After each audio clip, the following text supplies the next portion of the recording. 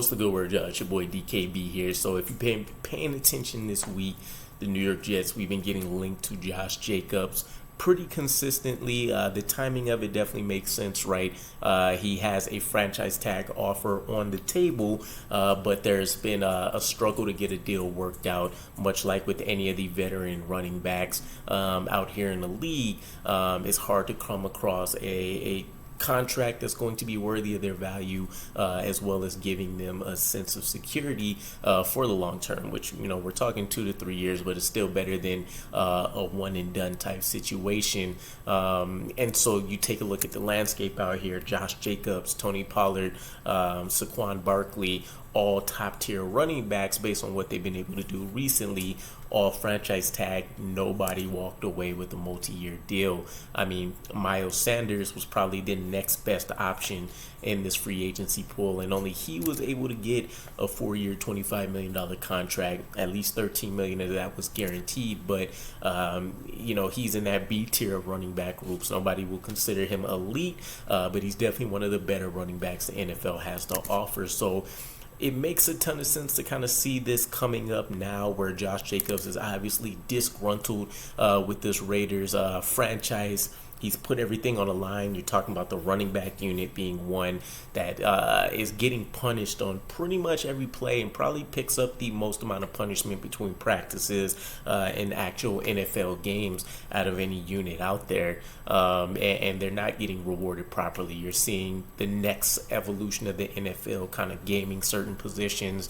And at least when it comes to the running back one, you're seeing them start to reinvest in the first round for some of those elite tier guys, and then they'll get used during their rookie contracts. And majority, if not all of those guys, will be in these same situations, 3-4 years down the line from now, where they're going to struggle to find that next contract, and they may have to take a lesser deal just for the hell of it, or just start capitalizing on these 1-year deals, whether that comes via franchise tag, or whether that just comes them structuring out their own, mega 1-year deal, for example. But with Josh Jacobs, this whole conversation reminds me a lot. There's some parallels between the Aaron Rodgers and Derek Carr conversation and what we're looking at now, where it feels like it's Josh Jacobs versus Dalvin Cook.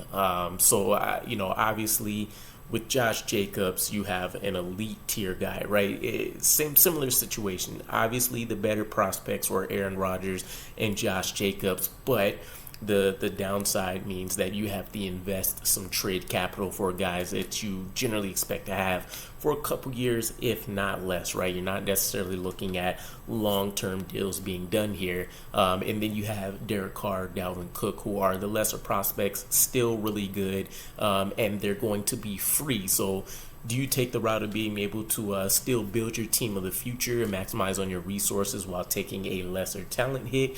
Or do you get the best that you can get with essentially what money can buy, or in this case, draft picks, right?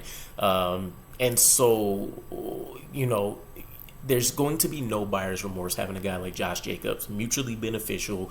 The New York Jets will offer him one of the best, or easier roads, I should say, paths to the playoffs and the Super Bowl with the talent we've assembled on offense. And definitely, I don't want to say him being the missing piece, but he could definitely propel us forward, since there's you don't look at Josh Jacobs in his resume and think there's any holes anywhere within his game to where you'd have question marks about it, right?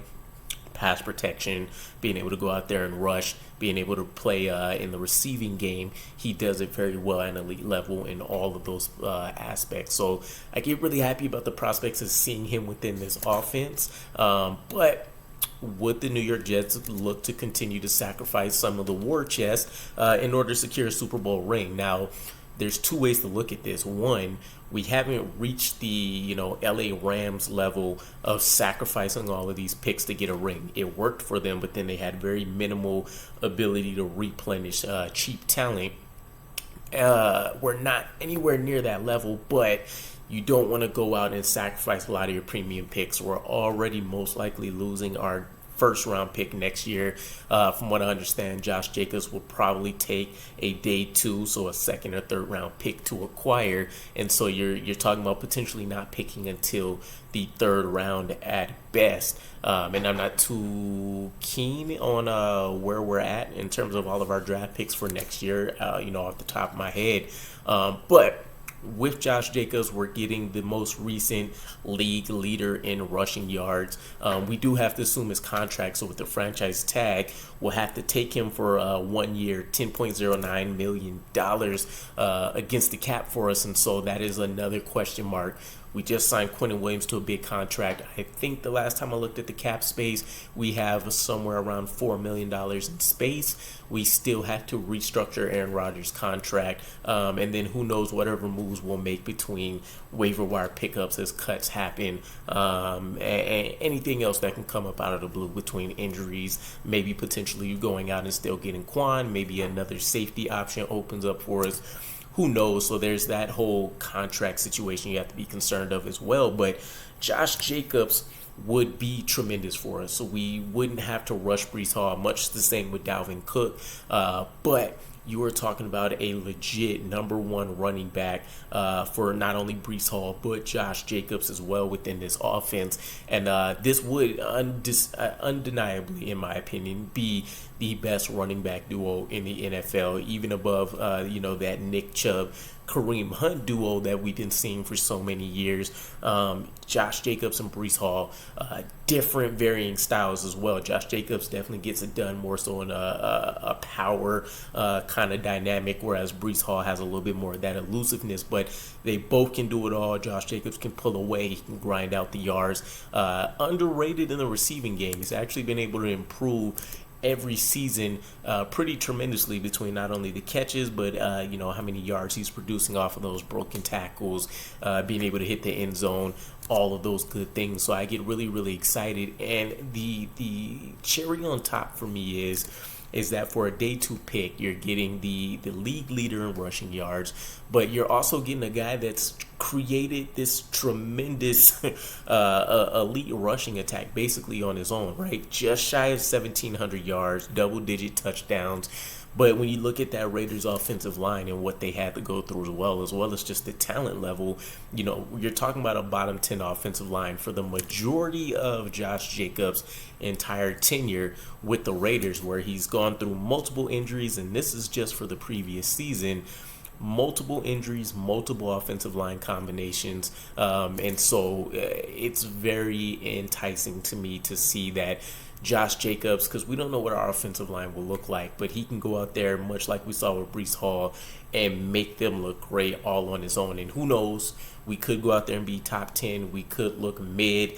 Worst case scenario with some injuries, some bad injury luck, we could look like one of the bottom 3rd offensive lines in the NFL. But you have 2 guys that you can comfortably look at and say, in Breece Hall and Josh Jacobs, that they can go out there and not necessarily be mitigated by the offensive line, and maybe after some things get worked out, having that Aaron Rodgers presence, who's to say that they can't increase the effectiveness of that offensive line all on their own just through sheer determination. So for all of those things that I'm saying, I do think the cap concern would be too much of a problem, and maybe potentially the draft capital. Now, from that standpoint, I don't think Josh Jacobs makes a lot of sense for this New York Jets franchise, especially since it's most likely a guaranteed 1-year deal with us. I think it'd be hard-pressed for us to find a way to fit in a 3-4 year deal with Josh Jacobs in the long term, especially if we consider wanting to go that route with a Breece Hall instead. But he could be our best push in terms of rounding out this roster and getting us to the Super Bowl. So if we got the deal done, I would be extremely excited about it. And if it all works out, cap numbers and everything, it is what it is. But those would be my 2 concerns for sure: the draft capital, and then of course the actual hit against our cap.